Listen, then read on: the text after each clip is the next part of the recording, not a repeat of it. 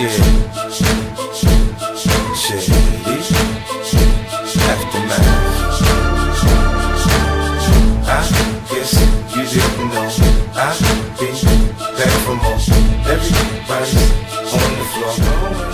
Bonjour à tous, on se retrouve aujourd'hui pour une nouvelle vidéo sur la chaîne de la Favelas Gang. Aujourd'hui au programme une vidéo concept, donc voilà, comme l'indique le titre, le review de la Enus Cognoscenti Cabrio, donc voilà, imitation Bentley.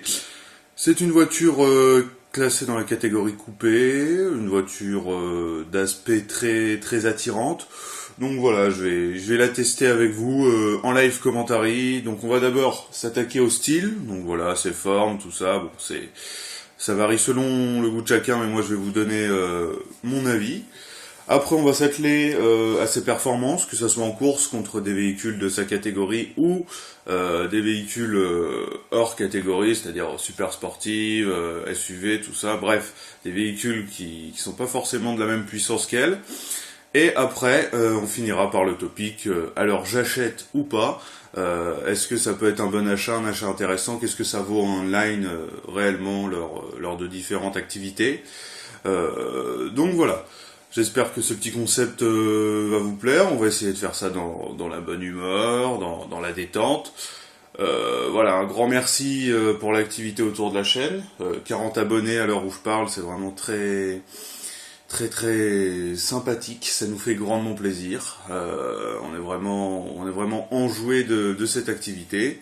Et donc voilà, c'est parti pour le premier topic de cette vidéo, le style de la Enus Cognoscenti Cabrio.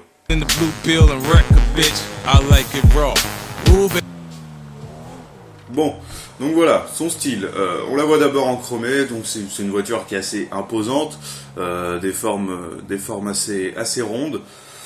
On peut voir qu'elle a elle a quand même une bonne gueule. C'est une Bentley, enfin en tout cas c'est une imitation Bentley, c'est assez joli. Bon là je l'avais mis en chromé, parce que c'est vraiment une voiture que je trouve en chromé assez sympathique à regarder. C'est une couleur de kikou certes, c'est pas forcément très mature, c'est même un peu pourri quand on la met sur une NTT ou sur une Adder, mais là je trouve que la couleur chromée lui va particulièrement bien. En blanc, regardez, elle est magnifique aussi en blanc, avec des jantes noires, des vitres fumées comme d'habitude. Vraiment une belle forme, un capot assez long, vraiment un beau capot long, et surtout l'arrière, cet arrière qui fait son charme. Cet arrière qui redescend, ça fait vraiment une sorte de petite colline entre l'avant et l'arrière. Elle a vraiment de belles formes, elle est assez large, elle est vraiment bien moderne dans ses contours. Vraiment une voiture très sympathique plutôt, pas très sympathique.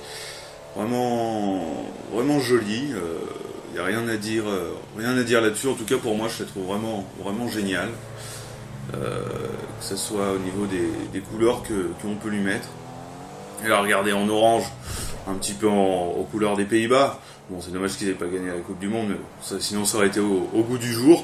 Donc voilà, en version un peu lowrider, avec ses jantes lowrider en orange. Bon, ça fait un petit côté un peu clown, je vous l'accorde, mais bon, en différentes couleurs. Dès là, regardez, l'un de ses avantages, c'est son toit cabriolet. Regardez, juste génial. Évidemment, suffit d'appuyer sur la flèche de droite et on passe en cabrio. Tout de suite, c'est magnifique. Et il y a vraiment un rendu très bon, même au niveau du mode cabriolet. On l'a vu, c'était très bien fait, très joli. On va se quitter avec cette dernière couleur, la dernière couleur en doré. Donc voilà, pareil, ce superbe toit ouvrant, ces belles formes, ce capot long. Et voilà, c'est fini pour le style. On va se retrouver tout de suite pour la seconde catégorie. C'est parti.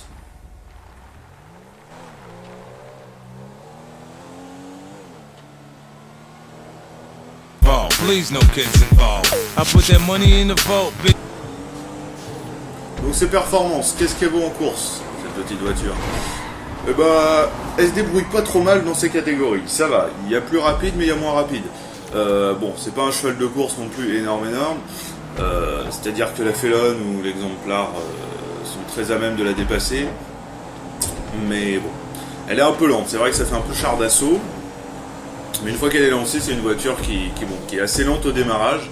même améliorée à fond bien sûr. C'est une voiture qui est quand même assez lente au démarrage, et elle a quand même un certain poids qui fait qu'elle a du mal à démarrer très très rapidement. Mais bon, une fois que c'est lancé, ça rattrape vite quand même les voitures de cette catégorie. Bon, là, on peut voir que le chauffeur n'était pas forcément digne de ce nom, évidemment, c'était moi, j'étais pas forcément énorme.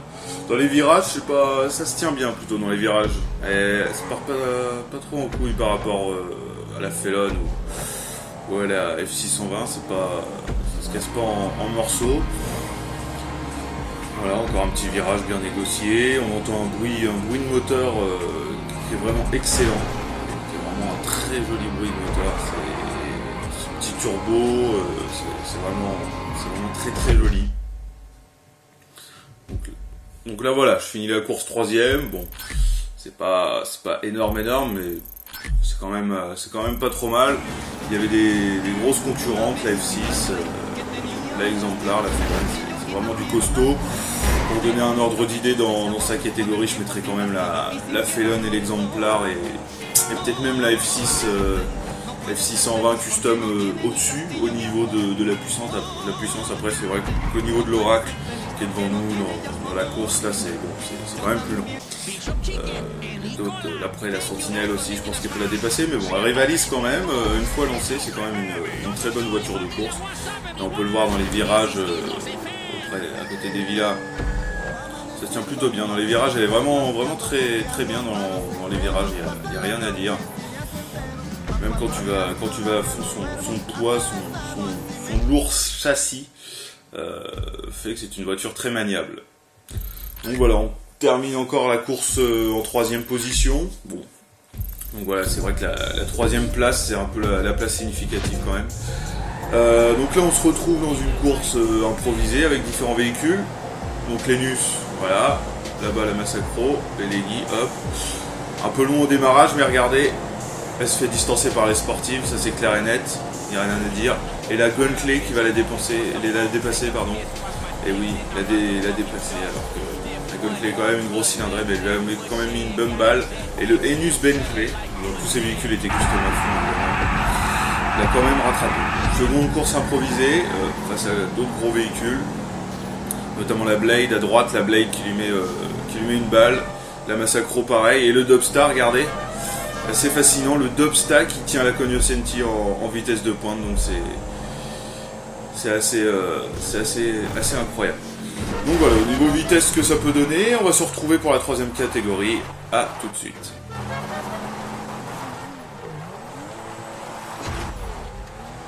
Every year, even when I take a break, my pockets is in. Alors, j'achète ou pas? Bonne question. Eh ben oui, messieurs, dames, je vous l'achète et je vous la conseille. Parce que voilà, c'est une très bonne voiture. Elle a une gueule superbe, selon les couleurs, elle est toujours sublime, toujours radieuse. Vraiment très très bon véhicule. Bon, en performance, c'est pas l'MTT, c'est pas énorme non plus. Mais ça quand même, ça se tient. Une fois que c'est lancé, c'est un très bon véhicule, faut vraiment qu'il soit lancé. Et après, ça s'arrête plus, c'est vraiment costaud. Ça tient bien la route, ça se casse pas du tout la gueule, honnêtement. Enfin, moi je trouve que ça se casse pas vraiment la gueule dans les virages. C'est vraiment un très bon véhicule. Il n'y a vraiment rien à dire au niveau de la gueule. Bon, c'est juste qu'elle manque un petit peu de puissance, c'est son seul défaut, honnêtement. C'est son seul défaut, sinon elle est vraiment majestueuse dans tous ses domaines.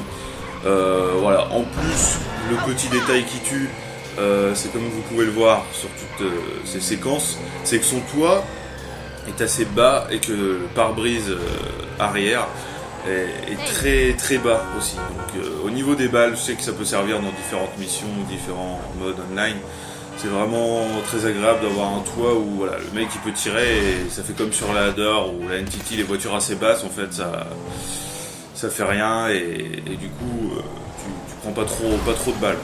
Donc voilà, moi je vous la conseille aujourd'hui, elle vaut dans les 100 000 $, je vais mettre le prix tout de suite. Et voilà, c'est vraiment une bonne voiture, pas excessivement chère pour ce qu'elle peut rendre. Donc voilà, c'est une bonne voiture, là on la voit en mode escort.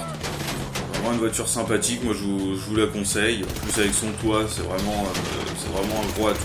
On a vu que quand on avait le toit décapoté, c'était vraiment une belle voiture, encore une belle voiture, que ce soit décapotable ou pas, c'est une belle voiture.